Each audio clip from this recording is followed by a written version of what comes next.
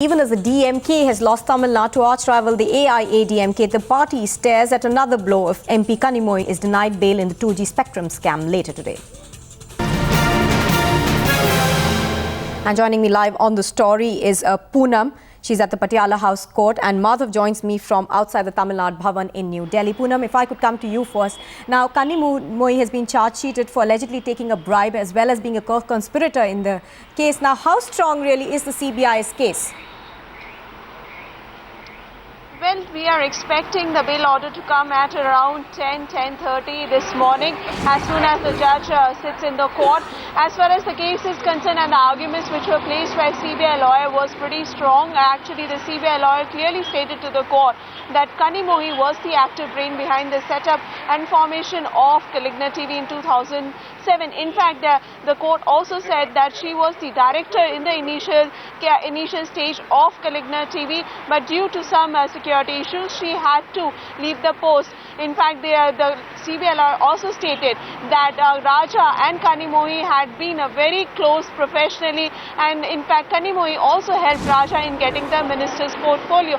So these are the facts which came out in the court, and CBI lawyer strongly opposed the bail of Kanimozhi. But on the other hand, Kanimozhi's lawyer, which were senior lawyer Mr. Jade Malani, who represented her in the court, said that Kanimozhi is innocent and she had nothing to do with Kaligna TV or the bribe money of worth 200 crores which were transferred from DB Realty, and also the fact that she is a woman and a sitting MP, so court should be lenient. What we have gathered from the legal expert is the fact that CBI's case is pretty strong of conspiracy as well as receiving bribe under the Prevention of Corruption Act. So the chances of Kanimozhi getting the bail seems to be bleak, because in the past the mood of the court seems to be that he doesn't want to grant bail to anybody, any accused in this case.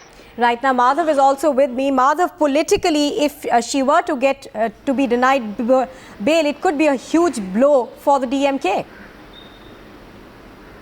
Absolutely, because this would make Kanimozhi certainly the first member of Karunanidhi's direct family to be. In fact, if at all the CBI does decide to go and arrest her, if this bail request of hers is denied by the court, then she would certainly be the first member of the family who would perhaps be arrested in relation to the 2G scam. We already know that A. Raja was then the telecom minister, who was believed to have been very close to Kanimozhi, is already behind bars since February. This would make Kanimozhi the second person associated with the DMK, and certainly the first person of DMK patriarch and former Tamil Nadu Chief Minister Karunanidhi's family to be arrested. We must remember, however, how the last time round in court, Kanimozhi making a dramatic turnaround, saying that as far as she is concerned, as far as whatever is concerned with the 2G scam, it was only A. Raja, and that she herself had nothing to do with all of this, that she had no role to play in all of this. Really, it remains to be seen if the court takes the argument of Kanimozhi that the 200 crores that was paid to Kalinga TV